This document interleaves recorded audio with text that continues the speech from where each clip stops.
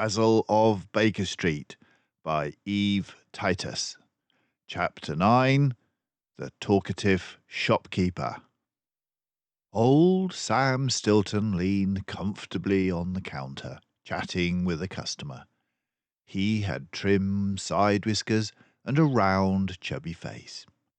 The customer couldn't have been a very busy mousewife, for they gossiped about everything from taxes to toothbrushes. Basil motioned me over to the small post office nook. "We won't disturb them, Dawson. Let's study the wanted posters, for it's always a pleasure to see familiar faces." There wasn't a criminal he failed to recognize. "Look, it's Clarence the Croc. Remember the Anti-Detective League? For months they robbed every detective they caught out alone after dark. Mouseland Yard was baffled, and Inspector Vole called me in on the case. Disguising myself, I joined the League and learned that Clarence was the ringleader. I gathered enough evidence to jail the whole gang. But I see from this poster that Clarence is out again." Mr. Stilton stood before us, peering over his gold-rimmed spectacles.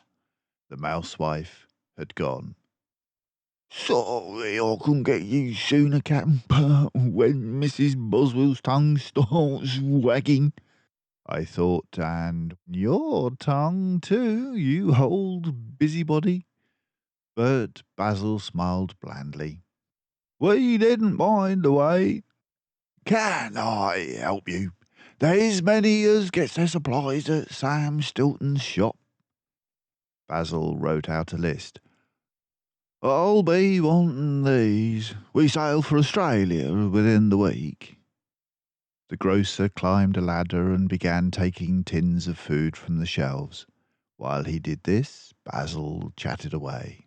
"This voyage'll be my last, Mr. Stilton. A house and a garden, that's the ticket when I settle down. And Mousecliff seems as good a place as any. I'll be needing a bit of land and someone to build me a house. Know of a good spot?" Stilton climbed down. "There's some nice high ground just outside town. Good view of the ocean, too. That's what I'd pick if I was retiring." "Aren't you from a big city?" asked Basil. "You can always tell a city mouse from a country mouse." "That I am, Captain. Come from London, I do. But big city bustle ain't for me.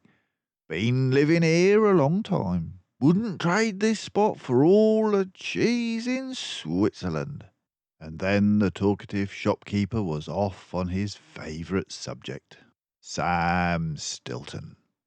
He gave us his entire life story, from babyhood to old age. It seemed as though someone had wound him up like a mechanical toy, and that the words would never stop coming until the machinery ran down.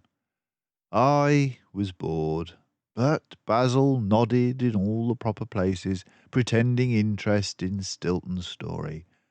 At last the detective's patience was rewarded.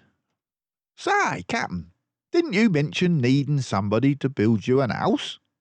"That I did. No hurry, we won't be back for 6 months, maybe a year."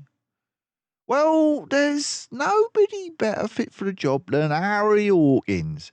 Best carpenter in these parts." "Hawkins, eh?" repeated Basil. "I'll take care to remember that name. Thank you." Stilton lowered his voice. "Confidentially, Skipper, that Mars has been acting strange lately. His missus usually does their shopping, but for 2 days now he's been coming in himself, buying a lot of extra food. Makes you wonder." "Wonder about what?" inquired the detective.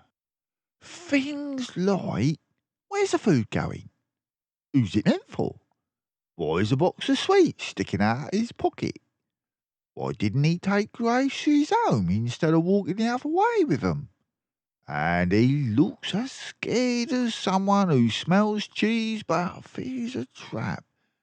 My guess is Harry Hawkins is in trouble, but it would never do for his wife to find out. Don't tell a soul. Our lips are sealed, promised Basil as he paid for his purchases. It's been a pleasure to meet you. One of my sailors will pick up the supplies before we ship out. Much obliged for your trade, Captain Barker, and I hope you'll settle in Mousecliff-on-Sea. They shook paws and we left Sam Stilton's shop.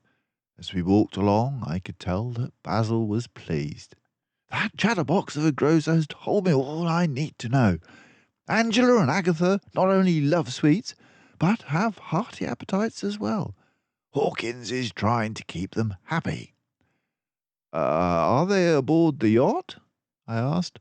No, that would be too risky. The crew might talk. Obviously, the terrible three have ordered him to hide the twins somewhere and to see that they do not escape.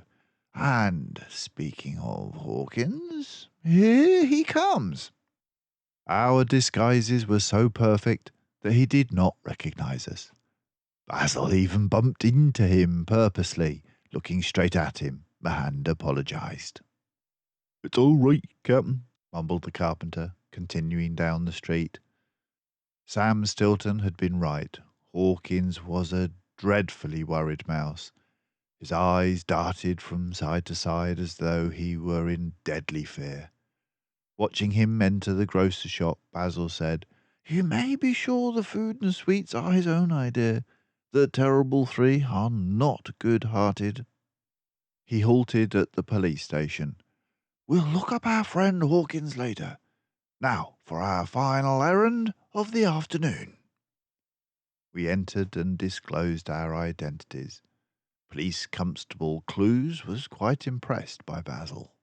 Sir, it's an honour to meet so famous a sleuth. I've read about every one of your cases. They stepped to one side and talked in low tones for several minutes. I was not invited to join them. Then Clues escorted us to the door. You will await my signal, said Basil.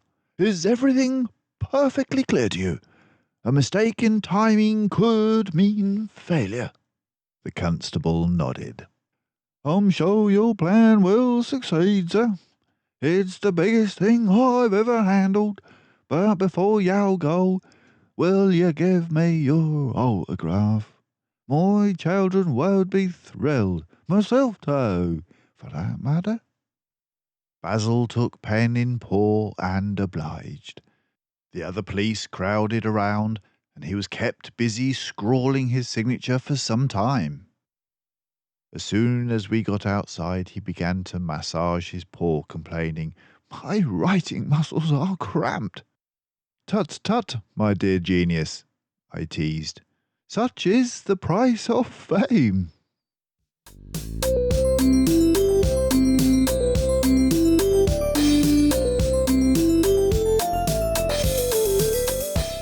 Thank you for listening to Grandad Ork. You can hear more stories by going to the Grandad Ork channel, and if you want to hear stories read back to back, then have a look in the playlists. If you subscribe to the channel, then you'll know when a new one is ready. The books are available in most high street stores, libraries, and there are links to some online sellers in the description below if you don't have a copy. So, until next time, bye for now.